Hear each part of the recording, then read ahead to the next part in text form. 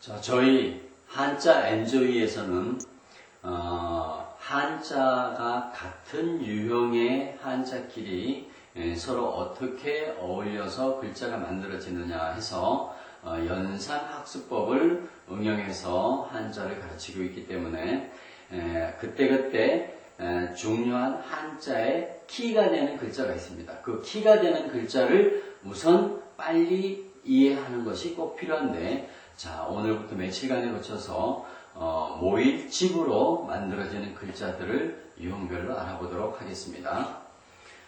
자, 모일집자는 이렇게 세 점이 하나로 모여서 모일집이라고 하는 글자인데, 자, 이 모일집자는 한자에서 모일집이라고 하는 글자는 이런 글자가 따로 있죠.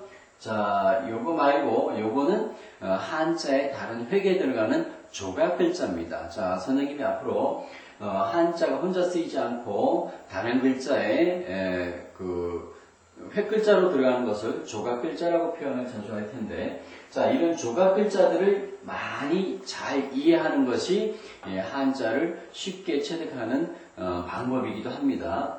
자, 이 모일집자가 글자의 머리 부분에 쓰이기 위해서, 자, 아래 획을 위로 이렇게 당겨서 모일집이라고 있습니다. 이 아래다가 글자를 쓰기 위해서 글자를 위로 당겨놓은 획이죠. 자, 이 글자가 상당히 많이 쓰이는 획이니까 모일집이 왜 모일집인지 잘 기억해 두시기 바랍니다. 자, 이 모일집자에다가 다른 글자를 한번 합성해 보겠습니다. 자, 여기에다가 입구를 붙여서, 자, 입으로 의견을 다 모아서 합했다. 그래서 이걸 합할합이라고 해서 발음 요소로도 많이 들어가고 있죠.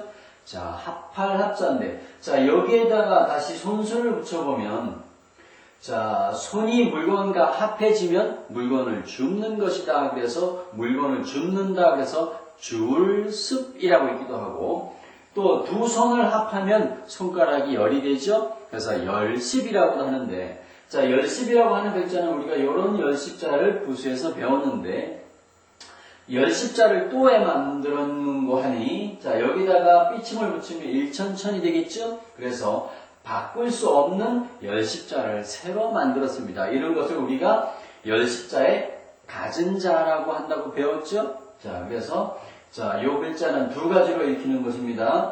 하나는, 자, 두 손을 합해서 숫자 열십으로 쓰이고, 또 한 가지는, 자, 손이 물건과 합해지면 물건을 줍는 거다. 그래서 줄습이라고도 읽습니다. 자, 이제 합할합자에다가 신사를 붙여볼까요? 자, 신사를 변에 붙여보면, 자, 짧은 시를 합해서 이어주듯이 모자라는 것을 채워준다. 그래서 줄급이라고 합니다.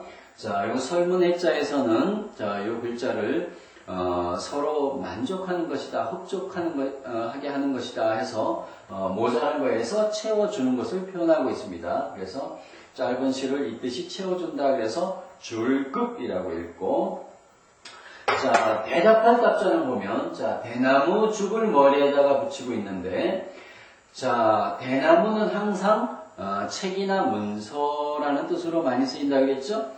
자, 대나무 쪽에다가 글을 써서 대나무 쪽을 계속 이어서 합하면 책이 되겠죠? 그래서 대나무 쪽을 합해서 합당한 답장을 한다. 그래서 대답하다, 답장을 써서 대답하다. 그래서 대답할 답이라고 읽습니다. 자, 그 다음 글자는 탑자인데요. 이 탑자는 원래는 특별한 뜻이 없는 인도에서 쓰이는 불교 용어, 즉 범어를 그대로 음력한 글자가 탑인데, 자, 우리는 이 글자를, 자, 흙을 합해놓은 위에 오래되면 풀이 나 있는 탑이다. 이렇게 쉽게 기억하면 되겠죠? 그래서 이걸 탑이라고 합니다. 자, 끼일 개자에는 보면, 자, 사람을 그려놓고 사람이 8팔 나누다는 뜻이죠? 나누어진 틈 사이에 사람이 끼어 있어서 끼일개라고 하는 글자인데, 자, 사람인을 머리에 쓰고 있고, 자, 여덟 팔을 발에 쓰일 때는, 자, 이런 형태로 썼습니다. 그래서 사람이 나누어진 틈 사이에 들어가 있어서 사이에 끼다. 그래서 끼일개라고 하는 글자죠. 자, 끼일개자를 배웠으면, 자, 이제 여기에다가 밭전을 붙여봅니다. 자, 밭과 밭 사이에 끼어 있는 것은 밭과 밭 사이의 경계겠죠? 그래서 땅의 경계를 가리켜서 지경이라고 합니다. 그래서 지경계라고 읽어서 땅의 경계를 뜻하는 표현으로 씁니다.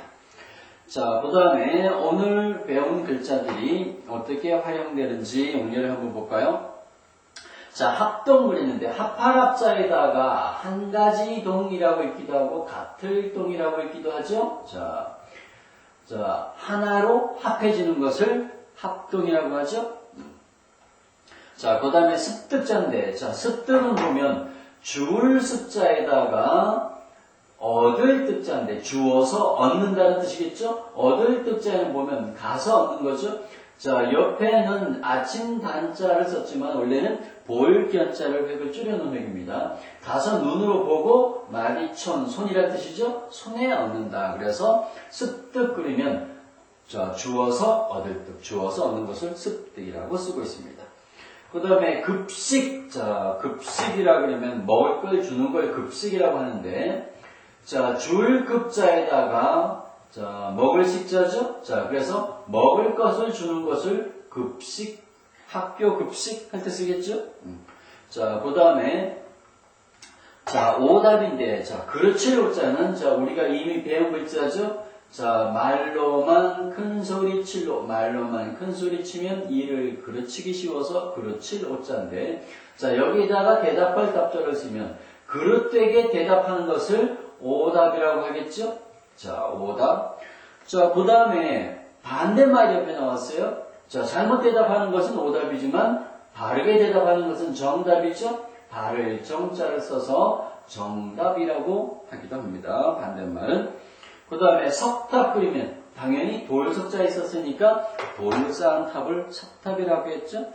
자, 개입자인데, 자, 개입자를 보면, 자, 끼일개자에다가 들립자인데, 자, 들립자는, 자, 우리가 인쇄처럼 쓰다 보면 사람인하고 혼동하기가 아주 쉬운 글자입니다. 그래서, 자, 들립자하고 사람인자는 구별을 잘 하시기 바랍니다.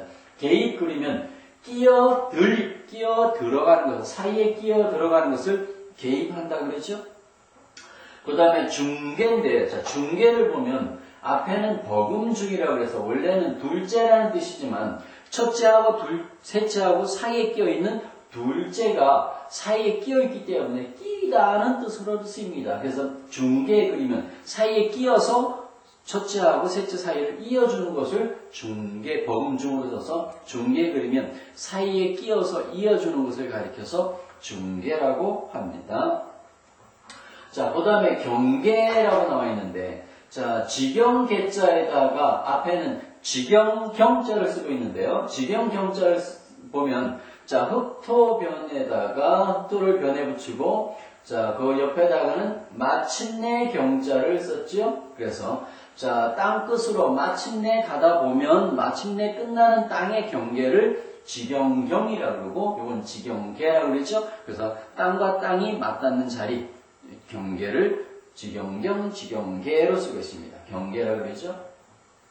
자, 그 다음에 앞에 세 개가 있는데, 자, 세자는 인간세자라고 씁니다. 자, 세대세라고 읽기도 하고, 인간세라고 읽기도 합니다. 세 개 그리면, 자, 우리가 살고 있는 모든 땅과 땅 사이의 경계를 가리켜서 온 세계라고 표현하기도 하죠. 자, 그 다음에 오늘의 사자성어가 동문서답이라고 나와 있는데, 자, 동력 동자에다가, 자, 나무 목자에다가 나리를 합성한 글자죠. 해가 나무까지 걸치는 동력 동자고, 자, 선역서자는 새 둥지 모양을 본뜬 글자가 선역서로 쓰였고, 동문서답인데 선역서가 먼저 나왔네요. 자, 물을 문자인데, 자, 문문자에다가 입구를 붙여서, 입구가 소리 글자죠? 입으로 물어본다 그래서 물을 문으로 읽히는데, 자, 동쪽을 물었더니 선역서, 서쪽을 대답했다. 대답했다는 뜻인데, 자, 동쪽이 어딥니까? 하고 물었더니 서쪽이 저쪽입니다. 하고 대답해서 엉뚱하게 대답하는 것을 가리켜서 동문서답이라고 합니다.